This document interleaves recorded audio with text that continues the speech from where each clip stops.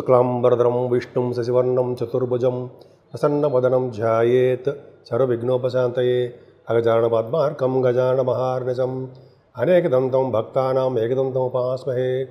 ఓం గం గణపతయే నమః. ఓం శ్రీమాత్రే నమః. ఓం శ్రీ గురుభ్యో నమః. నేను మీ వాడ్రేవు ఆదినారాయణరావు శర్మ. నా సెల్ నంబర్ 7075389589 7075389589. ఇప్పుడు మనం జూన్ నెల మొత్తం కూడా ఫస్ట్ నుంచి 30వ తారీఖు వరకు చెప్పుకుంటామండి. దానికంటే ముందర ఏంటంటే మీకు జాతకాలు చెప్పించుకోవాలనుకుంటే మీ జాతకాలు చెప్పించుకోవాలనుకున్నా, లేకపోతే మ్యారేజ్ ఎప్పుడవుతుందో అని తెలుసుకోవాలనుకున్నా, అదే అనేక రకాలుగా ఉంటాయి కదా, జాబ్ అని ఇవన్నీ. మీరు మీ date of birth, time of birth, place of birth, ఈ 3 ఉంటే చాలండి. మీరు కింద నెంబర్, ఇప్పుడు చెప్పే నెంబర్కి కింద స్క్రోల్ అవుతున్న నెంబర్కి పంపించండి. తప్పకుండా నేను పరిష్కార మార్గాలు అన్నీ సూచిస్తాను. మీకు నా వీడియో నచ్చితే మీరు షేర్ చేయండి, సబ్స్క్రైబ్ చేయండి, అలాగే నన్ను ఆశీర్వదించండి. అలాగే నా వీడియో చూస్తున్నటువంటి మీ అందరికీ పేరు పేరున నా హృదయపూర్వక నమస్కారాలు. కర్కాటక రాశి. కర్కాటక రాశికి రాశిలోనే కుజబుద్ధులు ఉండడము ఒక అదృష్టమేనండి. కుజుడు మారిపోతున్నాడు. ఏదైనా 12th హౌస్ లార్డ్ మీ రాశిలో ఉన్నాడు అంటే ఖర్చులు అధికంగా ఇవ్వడంతో పాటు తెలివిగా ఉండడము, మీరు వ్యాపార లక్షణాలు అభివృద్ధి చేసుకోవడము, ఇవన్నీ జరుగుతుందండి. మీకు అత్యంత రాజకారకుడు కుజుడు అయ్యాడు కదా. కుజుడు మీకు ద్వితీయ భావంలో ఉన్నాడండి. ద్వితీయ భావంలో కేతువుతో పాటు కలిసి ఉన్నాడు. కేతువుతో కలిసి ఉన్నాడు కాబట్టి మీకు ఏమైనా చెడు ప్రభావం ఇవ్వాలని ఇవ్వడం కుజుడు ఇవ్వడం చెడు ప్రభావం ఉండదు. ఏదైనా ద్వితీయ భావం ఉన్నాడు కాబట్టి మీకు భూములు, వాహనాలు, ఆభరణ యోగ్యము ఇవ్వడానికి అవకాశం ఉంటుందండి ఆయన. పైగా మీకు పంచమాధిపతి కూడా అయ్యాడు కాబట్టి మీ సంతానం ద్వారా ధన సంపాదన, మీ వ్యాపారాల ద్వారా ధన సంపాదన, మీ స్టాక్ మార్కెట్లో డబ్బు సంపాదించడం వల్ల కూడా ధన సంపాదన మీకు ఉండి తీరుతుందంటే సందేహం లేదండి. ఖచ్చితంగా బాగుంటుంది. అలాగే ఎక్కువగా మీరు ప్రయాణం చేద్దాం అనుకుంటారు కానీ చేయలేరు. అంటే ఒక విధంగా బ్రేక్ పడిపోతుంటుంది షార్ట్ జర్నీస్కి. అలాగే మీ తమ్ముళ్ళని చెల్లెల్ని చూద్దాం అనుకుంటారు, చూద్దామని నెమ్మదిగా అనుకుంటారు, కానీ వాళ్ళకి ప్రాబ్లమ్స్ రావడానికి అవకాశం ఉంది. గొప్ప అదృష్టం ఏంటంటే మీకు మీ తల్లిగారు, మీ తల్లిగారి యొక్క ఆరోగ్య పరిస్థితి, ఆర్థిక పరిస్థితి దినదిన ప్రవర్ధమానం అవుతూ ఉంటుందండి. భయపడాల్సిన అవసరం ఉండదు. అంతేకాకుండా చదువు విషయంలో కానీ, భూములు, లేకపోతే అపార్ట్మెంట్స్ అంటాం కదా, అవి, వాహనాలు, ఇవి మీకు కొనుక్కోవడానికి అనువైన కాలము మీకు వస్తుంది కూడా. ఈ నెల మొత్తం కూడా అవకాశం ఉన్నాయి. పైగా ఆ రైతులకి చాలా బ్రహ్మాండంగా వాళ్ళకి సుఖవంతమైన జీవితాన్ని ఉండడానికి, ఫైనాన్షియల్ స్టేటస్ పెరగడానికి అవకాశం ఉంది. ముఖ్యంగా చెప్పాలంటే మ్యూజిక్ అంటారు సరా, వాయిద్య కళాకారులకు డైరెక్టర్స్ అంటారు సరా, మ్యూజిక్ డైరెక్టర్స్ ఉన్నారు కదండి మీ దాంట్లో, బ్రహ్మాండంగా ఉంటుంది. అలాగే పంట పొలాలు బాగా పండుతాయి. చాలా అద్భుతంగా ఉందండి మీకు. పైగా పంచమ స్థానం చూసుకోవడంలో పుత్ర సంతాన యోగం కలుగుతుంది. అలాగే మీకు స్పోర్ట్స్ రంగంలో కూడా బ్రహ్మాండంగా ప్రతిభ చూపిస్తూనే ఉంటారు. స్పోర్ట్స్ రంగంలో మీరు ప్రైజెస్ కొడుతూ ఉంటారు. కళారంగంలో కూడా మీకు మీరే సాటి అనిపించుకుంటారు. కరెక్ట్గా బాగుంటుందండి. సంగీతం కానీ, సాహిత్యం కానీ, నృత్యం కానీ, డైరెక్టర్స్ కానీ, ఇలా చెప్పుకుంటే చాలా బ్రహ్మాండంగా ఉంటుందండి. ఏదైనా కుజుడు తన పంచమ స్థానం చూస్తుంటే పొలిటికల్ రంగంలో ఉన్న పదవులు రావడానికి అవకాశం ఉంది. పదవులు వస్తాయండి. అలాగే మీకు మాట్లాడపత్రం బ్రహ్మాండంగా వచ్చు. స్టాక్ మార్కెట్లో ఉన్న వాళ్ళకి, షేర్ మార్కెట్లో ఉన్న వాళ్ళకి, స్పెక్యులేషన్ అన్న వాళ్ళకి అంటాం కదా, వాళ్ళకి చాలా బ్రహ్మాండంగా కలిసి వస్తుందండి. వీళ్ళకి కంప్యూటర్స్ అంటే భూముల విషయంలోనూ, ఎలక్ట్రానిక్స్ సంబంధించిన వాటిలోనూ పెట్టుబడి పెడితే కలిసి వస్తుంది. నేను పెట్టుబడి పెట్టమని ఏమాత్రం చెప్పను. అది మీకు ఎక్స్పీరియన్స్ చేయాల్సి మీకు బాగా ఉన్నారు. అంతేకాకుండా ఆరో భావాన్ని కూడా గురు ప్రభావం ఉండడం వల్ల చక్కటి ఆరోగ్యము, ఐశ్వర్యము, అలాగే మీ శత్రు భయం లేకుండా హ్యాపీగా ఉండడము, మేనమామలతో కలిసి ఆనందమైన జీవితం కనపడము జరుగుతుంది. ఏదైనా భార్యాభర్తల యొక్క అనురాగ దాంపత్య జీవితం బాగుంటుంది. ఒకళ్ళ పట్ల ఒకళ్ళ అదృష్టం తోడవుతూ ఉంటుంది అనడంలో సందేహం లేదండి. వివాద వేడుకలు మీ ఇంట్లో జరగబోతున్నాయి. అమ్మ బాబాయ్, అష్టమంలో రాహువు ఎలాగరా నాయనా అనుకుంటాం కదండి. భయపడాల్సిన అవసరమే లేదు. ఎందుకంటే అండి, అష్టమ స్థానానికి గురుడు చూడడం వలన, అష్టమ స్థానానికి కుజుడు దృష్టి ఉండడం వలన, అష్టమాపతి శని బాగుండడం వలన మీకు అనారోగ్య సమస్యలు వచ్చినా సరే రావు, వచ్చినా సరే మీకు బయటపడిపోతారు. పైగా ఇటువంటి పరిస్థితుల్లోనూ మీరు ఇబ్బంది పడరు. ఎందుకంటే కుజుడు దృష్టి ఉంది, గురు దృష్టి ఉంది కాబట్టి మీకు అష్టమ స్థానంకి ఆరోగ్యం బాగుంటుంది. కాకపోతే కొంతమంది దూర బంధువులు కొద్దిగా హెల్త్ ఇష్యూస్ రావడము, లేకపోతే కొద్దిగా శారీరక శ్రమ, కష్టపడ్డము, ఈ గృహంలో పీడ అంటారు కదా, పశు నష్టము, ఇవన్నీ ఉంటాయి కదా కొన్ని సంబంధించినవి. అవి జరగవండి, చాలా మటుకు కంట్రోల్ అయిపోతాయి. ఏదైనా భాగ్యస్థానంలో శని ఉన్నాడు, ఆయన చాలదా మీకు? భాగ్యశని, ఆయన పైగా జలతత్వ రాశిలో గురుడు హౌస్లో బ్రహ్మాండంగా ఉన్నాడు కదా. భాగ్యంలో శని 9th హౌస్లో 12th హౌస్. మీరు ఫారిన్ వెళ్తారు, ఫారిన్ వెళ్ళడానికి అవకాశాలు ఎక్కువ ఉంటాయి. శని భాగ్యస్థానం ఉండడం వలన పొలిటికల్ రంగంలో కూడా పదవులు, పొలిటికల్ రంగంలో మార్పులు, పొలిటికల్ రంగంలో కిరికిరిలు పెట్టడానికి అవకాశం ఉంటుంది. తగాదాలు అన్నమాట అవకాశం ఉందండి. భయపడే అవసరం లేదండి. చదువు రీత్యా విదేశాలు వెళ్ళడము, పుణ్యక్షేత్ర దర్శనాలు, శివాభిషేకాలు చేసుకోవడము, వెంకటేశ్వర స్వామి యొక్క దర్శన భాగ్యం కలిగించడానికి ఆయనే కదండి. శనీశ్వరం వల్ల జరుగుతాయి కదా అవన్నీ.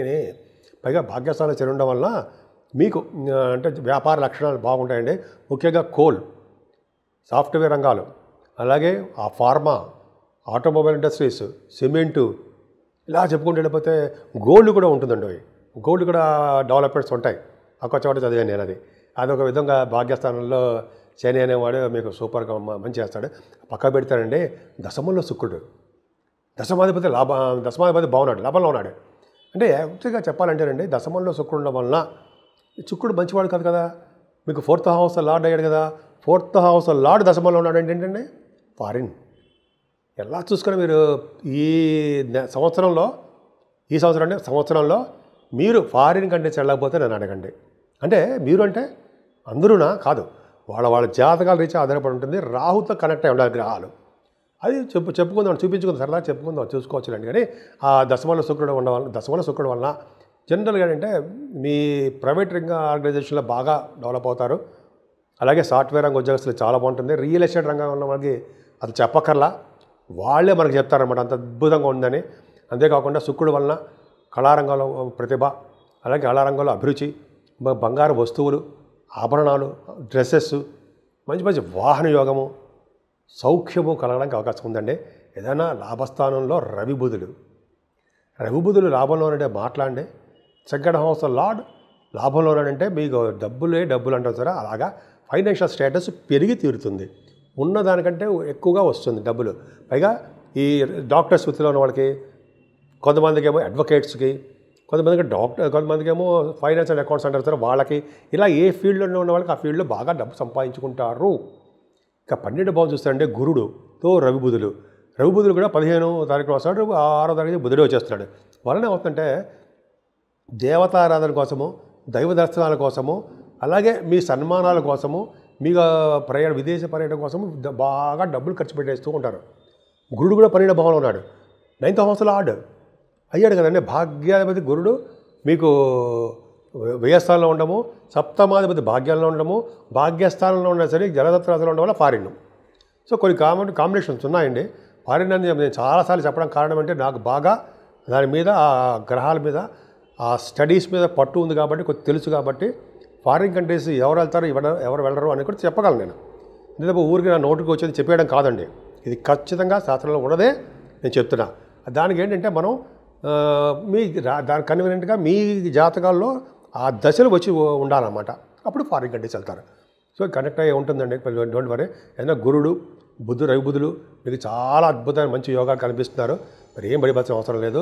చక్కటి ఖర్చులు, అలాగే ధనం నిల్వ చేసుకోవడం కూడా మీకు వచ్చు, అంటే సేవ్ చేయడం బాగుందండి. రాహుకేతుల మధ్యలో ప్లానెట్స్ ఉండిపోవడం అంత అద్భుతమైన ఫలితాలు కాదు.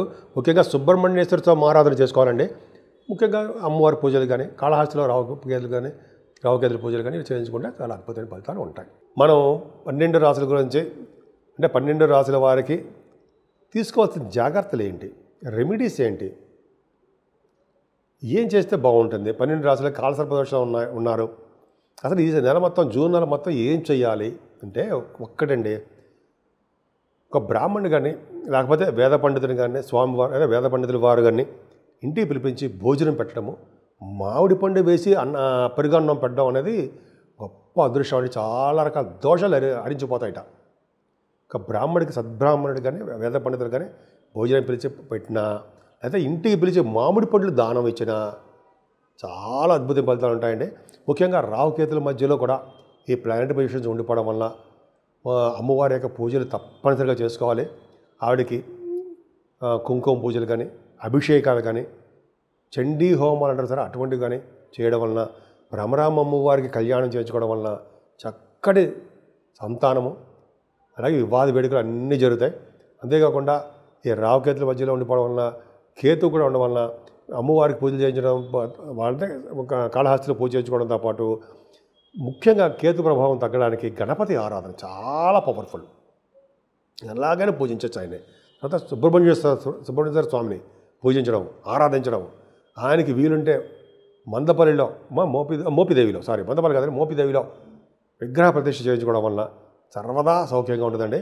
ముఖ్యంగా ఈ పెళ్లి కాని వారికి కానీ, ఈ రియల్ ఎస్టేట్ రంగంలో ఉన్న వాళ్ళకి కానీ, అదే కోర్టు సంబంధించిన విషయంలో సతమతం అయిపోతున్న వాళ్ళకి కానీ, ఇలా చాలా వాటికి ఇబ్బంది కలుగుతూ ఉంటుంది సరే.